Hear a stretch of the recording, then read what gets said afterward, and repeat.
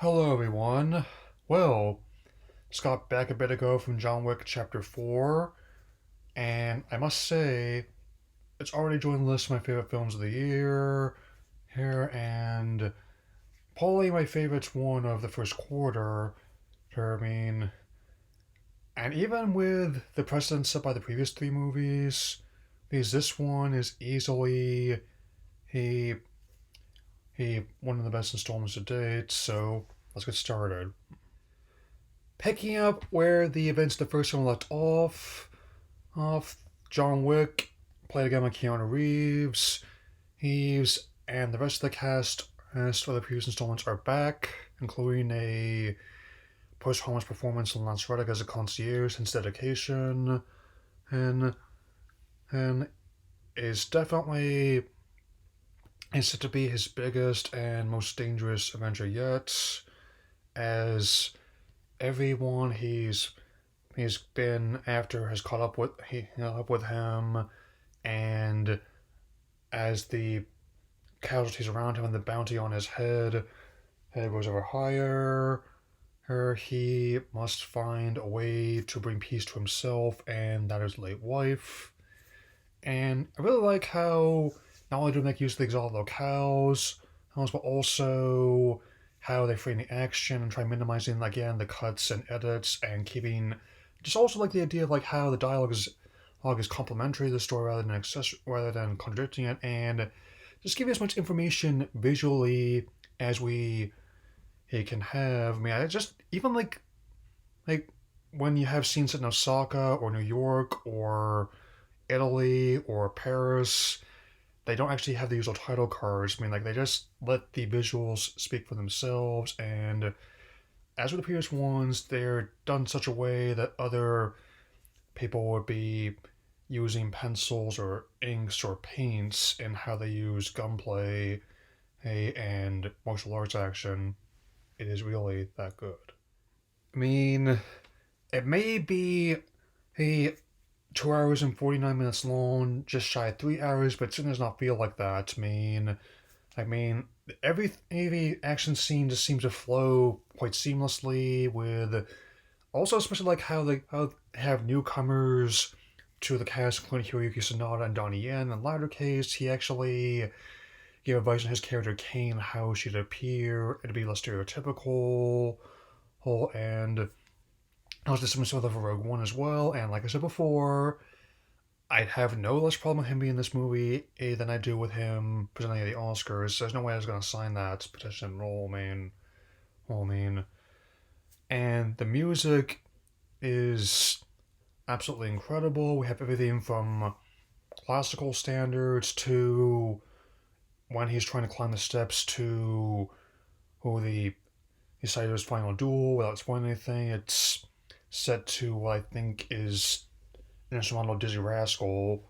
I mean, where again it enhances the experience and rather than taking away from it, which is a sign that everyone working this film is on the same page. Again, I was interested in both this film and Matrix Resurrections, hence the poster I got next to my sixth poster, but I won't only have enough time to go see so I'm actually kind of glad that they were able to change the dates so they wouldn't be competing with each other. Wouldn't want to stagger yourself there. I mean, even though there's gonna be other additions like this ballerina spin-off that's in development, as well as a TV series about the continental branches of assassins. For the main series, there is a sense of finality. You're. I'm not gonna spoil why, but if you go see the movie, you'll definitely know what I'm talking about. And how everything from spaghetti western films to Chinese wuxia movies influence the action and tone, with everything from the visuals to drama to even some very deadpan dark humor. Where again, I definitely was not the only person who chuckled at some of the lines or some of the more creative shots as well. So don't mind that. That's just someone paying me. So before I get into coming attractions, if you only see one film this month, I think this is definitely the one I want to give priority towards. My final rating is 4 out of 4. And now on to the coming attractions. Going with the least order this time. I'm just keep things simple and objective. Dungeons & Dragons Arm One Thieves next week.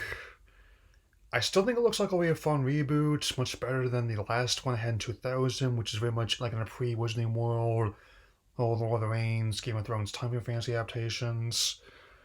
But given how I still have very mixed feelings towards how the way the publisher's been behaving, I think I'm going to wait until it comes on Paramount Plus, so whenever that is, so nothing personal, that one I have to wait, so let's continue. Okay, Renfield, April 14th.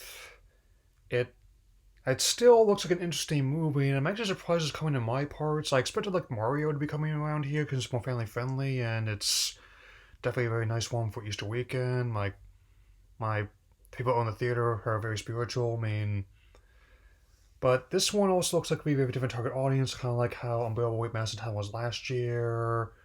Here, I mean, I am liking the darkly humorous vibe it gives off, the gothic atmosphere, and how one thing I actually fairly recently found out apparently is actually a sequel to the original Dracula Bela Lugosi from the Universal ones of the 40s.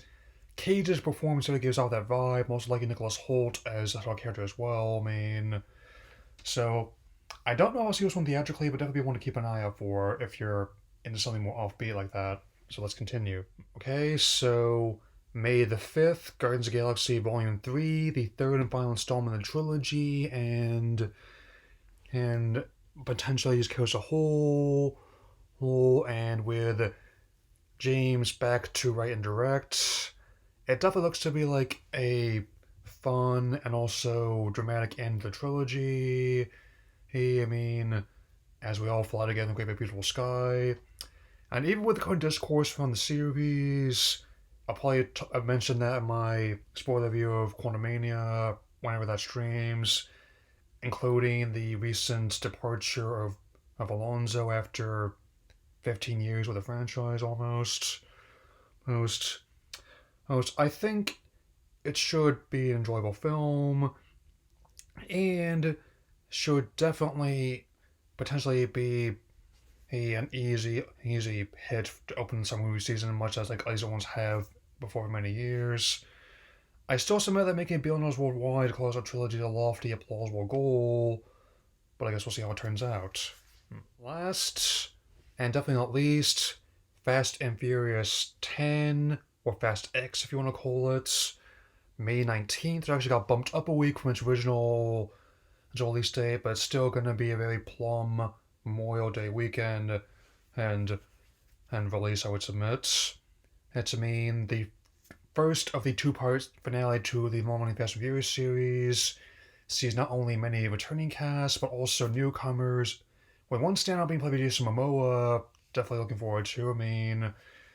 And even though the series has ups and downs, I still the only thing I'll give credit for Tokyo Drift is that it convinced them they could not rest on their laurels, and I think the genre shift on the long term from straight up car racing to being more vehicular heist movies like French Connection to Bullet was a good choice in the long run. I also like how creative some of the car stunts can be as well. Hey, the moment I saw a couple helicopters get smashed together, hot rod, I said I could get behind this, and in a way, have become like something of a family that's unconventional, and I think they took the best approach to the issue of inclusivity, but not making it one. Definitely my pop culture age when not only do I remember seeing the first one is to point on smuggling DVD players, but also remember seeing it on VHS tape, and I was 9 years old at the time. Anyway, that'll be all for now, and tomorrow I have another video in mind that I think I've been meaning to do for a while. You know the one. That'll be all for now. Take care, everyone.